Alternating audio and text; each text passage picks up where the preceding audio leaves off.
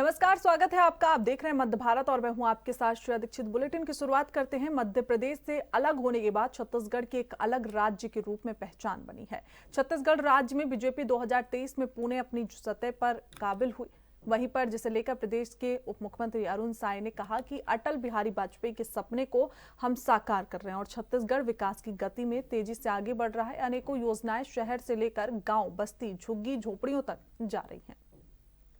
सन 2024 में एक तरफ जहां विकसित भारत के निर्माण की नींव रखी है, वहीं छत्तीसगढ़ भी हमने बनाया है, हम ही संवारेंगे इस संकल्प को लेकर 2024 में उसकी पृष्ठभूमि तैयार हुई है। अटल बिहारी वाजपेयी जी के सपनों के अनुरूप छत्तीसगढ़ को आगे बढ़ाने, मोदी की एक एक गारंटी को पूरा करने और जो विकास का पहिया रुक गया था छत्तीसगढ़ का, उस विकास के पहिए को फिर से ट्रैक पर लाकर तेज गति से आगे बढ़ाने का काम हुआ है। और आज छत्तीसगढ़ नए उत्साह के साथ, नए उमंग के साथ विकसित छत्तीसगढ़ निर्माण की दिशा में तेज गति से आगे बढ़ने का वर्ष रहा है। देखिए, भारतीय जनता पार्टी ने हमेशा से महिला नेतृत्व को, महिला सशक्तिकरण के काम को लगातार आगे बढ़ाया है। आने वाले समय में जो संगठन के दायित्व तय होने हैं, चाहे वो जिला अध्यक्ष हो, प्रदेश पदाधिकारियों की नियुक्ति हो, जिले के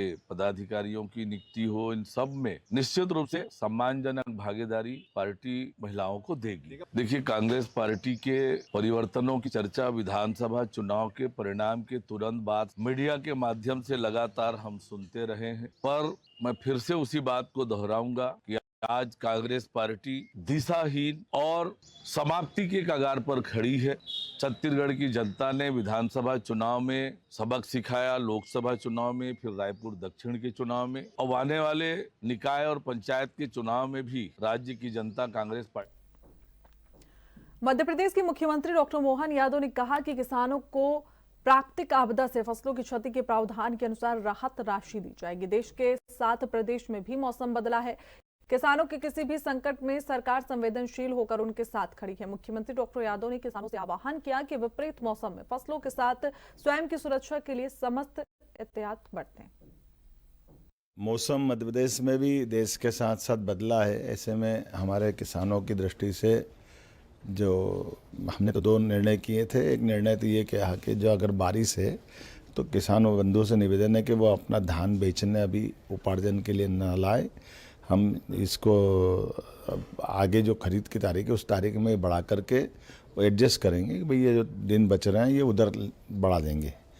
दूसरा एक निर्णय कर रहे हैं कि ये जो हमारे द्वारा संकल्प पत्र में कहा गया था कि हमारे किसानों की आय की दृष्टि से खास करके बोनस खरीद में हम एक तरह से धान खरीदने में मदद करें, तो उस फार्मूले पे भी सरकार काम कर रही है कि अपनी प्रति हेक्टर राशि दे दी जाए, ताकि जो छोटे किसान जो उपार्जन करने नहीं आ पाते हैं या वो अपनी फसल को अपने स्तर से बेच देते हैं, तो मैं समझता हूँ कि ये किसानों के लिए बहुत बड़ा निर्णय है। एक तरह से हम उस पर काम कर रहे हैं। बहुत जल्दी इसमें भी डिक्लेयर करेंगे कि हमारे किसान जो फसल लगाते हैं वो फसल अपनी कहीं भी बेचे, सरकार उनको वहीं उनके खाते में मदद कर दे, बजाय वो उपार्जन करके अपनी ज़मीन से हमारे यहाँ ला करके बेचे और उसका हिसाब हम रखें। और वो अनावश्यक कोई नहीं आ पाता तो वो छोटे किसान तो छूट ही जाते हैं। जो बड़े किसान ट्रैक्टर होता है, बड़ा साधन होता है, या वो 2, 4, 10, 15 दिन, महीने, 2 महीने अपन फसल संभाल सकता है, सक्षम लोग हैं।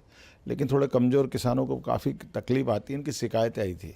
हम कोशिश कर रहे हैं कि ऐसे करके हमारे प्रत्येक किसान के जीवन में सरकार सदैव खड़ी है। इसी प्रकार से कोई नुकसानी अगर होती है असमय ओला पाला या अन्य प्रकार की व्यवस्थाओं के लिए, तो वो नज़दीक में कलेक्टर को सूचना है कि वो ऐसी स्थिति में सरकार संवेदनशील तरीके साथ में सभी किसानों के है। मैं उम्मीद करता हूं कि आप भी बचें, बाकी को भी बचाएं। मौसम ठंडा है, अपने लिए फसल भी बचाना, व्यक्ति भी बचाना। और ख़ास करके ट्यूबवेल के लिए हमारी सरकार ने निर्णय लिया है कि ट्यूबवेल ओपन न रहे। किसी को भी कोई जानकारी है तो नज़दीक के थाने में खबर करे, सरकार कार्रवाई करेगी। किसी प्रकार के ट्यूबवेल खुले रखना ये हर दृष्टि से गलत है। बड़ा बच्चा कोई भी फंस सकता है। मैं एक बार फिर आप सबको आने वाले समय की बधाई देता हूँ। ये नया साल आप सबके लिए मंगलकारी हो, शुभकारी हो। बहुत बहुत बधाई। मध्य प्रदेश के उज्जैन में पहुंचे केंद्रीय रक्षा मंत्री राजनाथ सिंह और भारतीय सेना प्रमुख जनरल उपेंद्र द्विवेदी ने आज श्री महाकालेश्वर मंदिर में दर्शन किए और पूजा अर्चना की। इस दौरान रक्षा मंत्री ने मीडिया से वार्ता करते हुए कहा कि बहुत लंबे समय से हमारी इच्छा थी कि हमें भगवान महाकालेश्वर के दर्शन हो जाएं। आज ये अवसर मुझे प्राप्त हुआ है। मैं मानता हूं कि मेरा जीवन धन्य हो गया।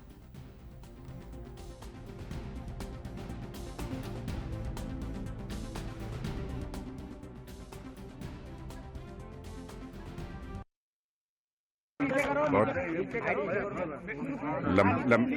लंबे समय से हमारी यह उत्कट इच्छा थी कि भगवान महाकालेश्वर का मैं दर्शन करूं और आज यह अवसर मुझे प्राप्त हुआ। मेरा जीवन धन्य हुआ, यह मानता हूं।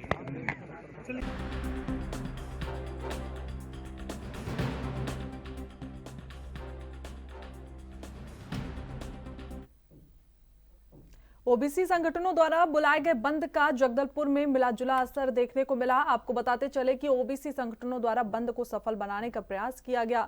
वहीं रैली की शक्ल में समर्थक सड़कों पर भी दिखाई दिए। साथ ही बस्तर चैंबर्स ऑफ कॉमर्स एवं मुख्य मार्ग व्यापारी संगठन ने बंद को समर्थन नहीं दिया है।